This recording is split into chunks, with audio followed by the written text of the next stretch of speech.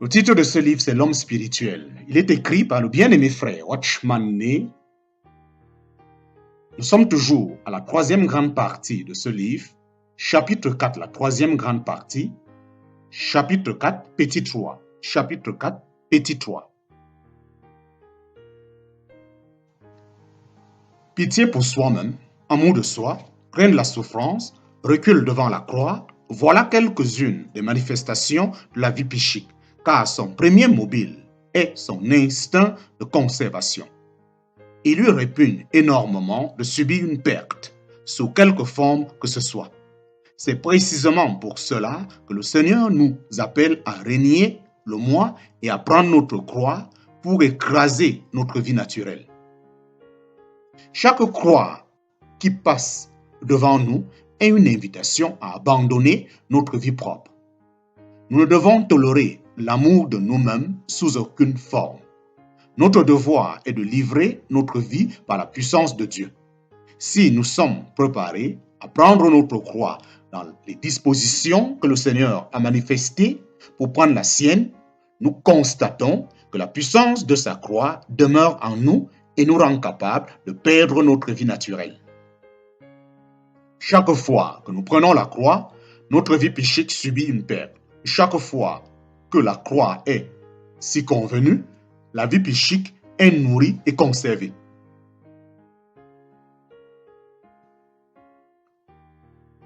Trouvons dans Luc l'expression « chaque jour », ajoutée à l'appel que le Seigneur nous adresse de nous charger de notre croix. Le port de la croix est quelque chose de continu. La croix qui condamne le péché à mort est un fait accompli. La seule chose qui nous reste à faire est de le reconnaître et de le recevoir. Mais la croix par laquelle nous perdons notre vie psychique est différente. Le règnement de soi n'est pas une affaire accomplie et liquidée. C'est une expérience qui doit rester quotidienne. Pourquoi cette différence? Parce que la mort au péché est accomplie pour nous par Christ. Quand il est mort, nous sommes morts avec lui. Mais le règnement de notre vie psychique, le règnement de la vie de notre âme n'est pas une affaire liquidée. Il nous est demandé de nous charger chaque jour de notre croix par la puissance de la croix de Christ et de nous décider à régner chaque jour notre vie propre jusqu'à ce qu'elle soit perdue.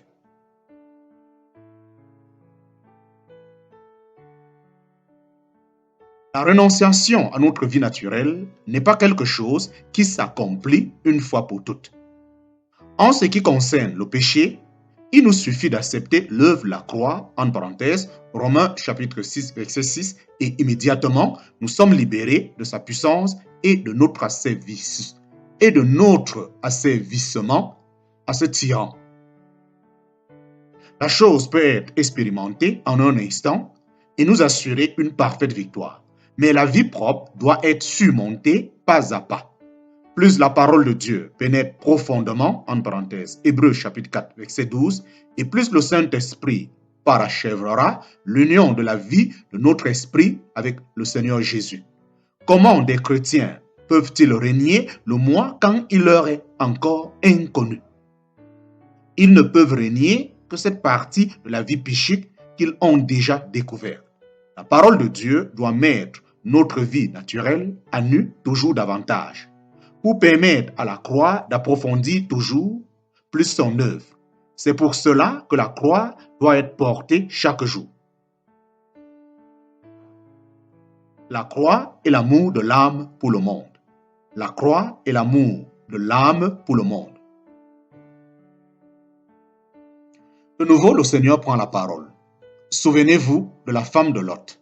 Celui qui cherchera à sauver sa vie la perdra, et celui qui la perdra la retrouvera. En parenthèse, Luc chapitre 17, versets 32 à 33. Ici, c'est en relation avec les choses de ce monde que le Seigneur met l'accent sur le règnement de la vie propre. Que les chrétiens ont de peine à détacher leur cœur de leur bien terrestre. Nous devons donner suite à l'avertissement du Seigneur de nous souvenir de la femme de Lot. Elle ne se rendit pas coupable de revenir d'un seul pas en arrière. Tout ce qu'elle fit fut de regarder en arrière. Mais qu'il était révélateur, ce coup d'œil en arrière. N'écrira-t-on pas des livres entiers sur l'état de son cœur dans cette circonstance? Il est possible à un chrétien d'abandonner le monde extérieurement, de le laisser tout derrière lui et cependant de rester attaché intérieurement à ces éléments même qu'il avait abandonnés pour l'amour du Seigneur. Pour faire la preuve que la vie psychique est encore active,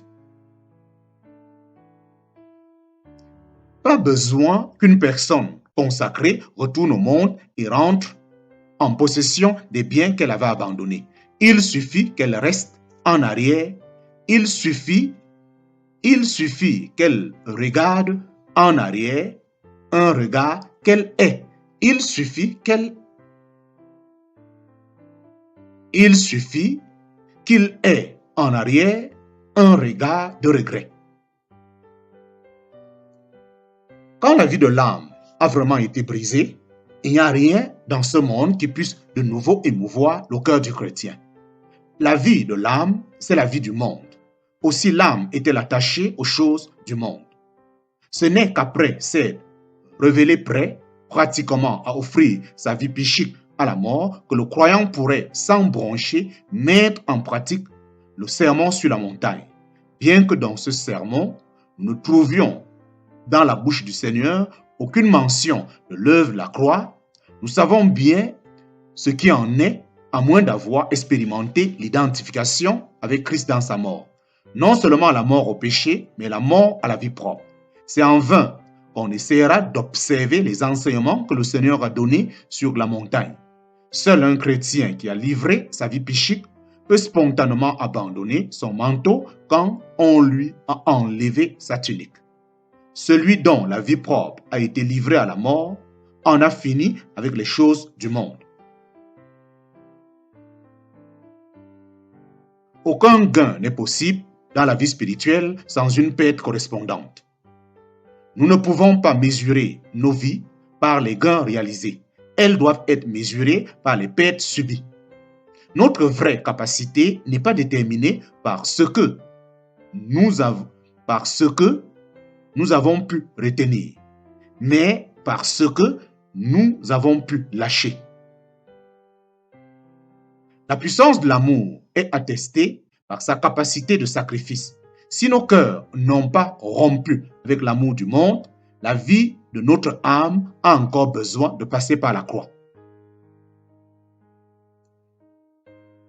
Vous avez accepté avec joie l'enlèvement de vos biens. En parenthèse, Hébreux chapitre 10, verset 34. Les chrétiens mentionnés dans ce verset ne se sont pas contentés d'endurer l'enlèvement de leurs biens. Ils l'ont joyeusement accepté. Là voilà l'œuvre de la croix. L'attitude des chrétiens à l'égard de leur possession démontre irréfutablement s'ils ont continué à ménager leur vie propre ou s'ils l'ont livrée à la mort. Si nous désirons fouler un sentier purement spirituel, nous devons laisser Dieu opérer en nous de telle manière que nos cœurs aient rompu avec tout ce qui les attache au monde et qu'ils soient totalement libérés des regrets de la femme de Lot. C'est la condition préalable de toute expérience de la vie parfaite en Christ. L'expérience de l'apôtre dans Philippiens chapitre 3 commence par l'estimation de tout comme une perte et continue par la souffrance, la perte de toutes choses. C'est dans ces calculs-là que l'apôtre en est venu à connaître Christ et la puissance de sa résurrection. C'est là la voie parfaite. Souvent, nous ne nous rendons pas compte de la puissance de notre moi jusqu'au jour où nous sommes déjà à l'épreuve par l'emprise qu'ont sur nous les choses matérielles.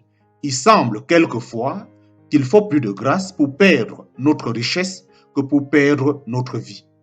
Les choses de la terre représentent vraiment la pierre de touche de notre vie psychique. Les enfants de Dieu qui se laissent aller au manger et au boire et aux aises du confort ont besoin de sentir les rigueurs de la croix les atteindre plus profondément pour les affranchir de l'influence tyrannique de leur âme. C'est ainsi qu'ils seront libres de vivre en Dieu.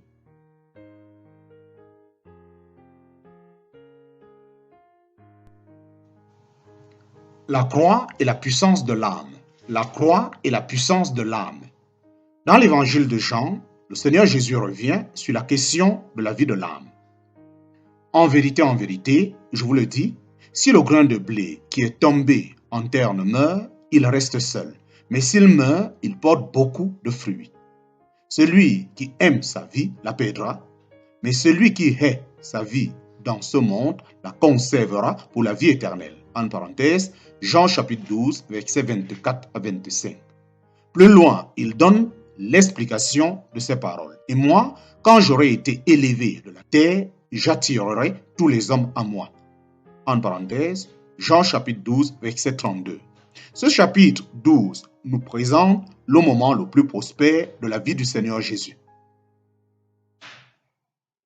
Lazare vient d'être ressuscité des morts et beaucoup de Juifs ont cru en Jésus.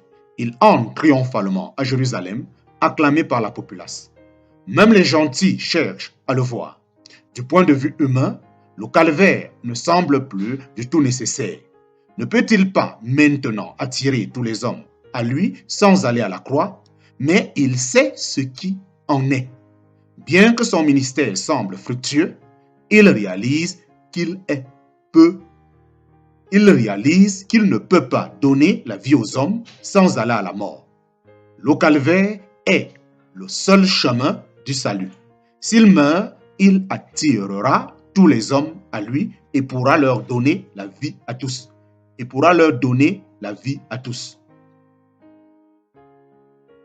Mais notre dessein ici n'est pas simplement d'appréhender quelque chose du Seigneur Jésus sur ce sujet-là. Nous désirons aller plus loin. C'est sur sa relation avec la vie de notre âme que nous désirons attirer l'attention. Au verset 24 de Jean chapitre 12, le Seigneur s'applique à lui-même l'image du grain et du blé. Mais au verset 25, il laisse entendre que chacun de ses disciples doit suivre ses traces.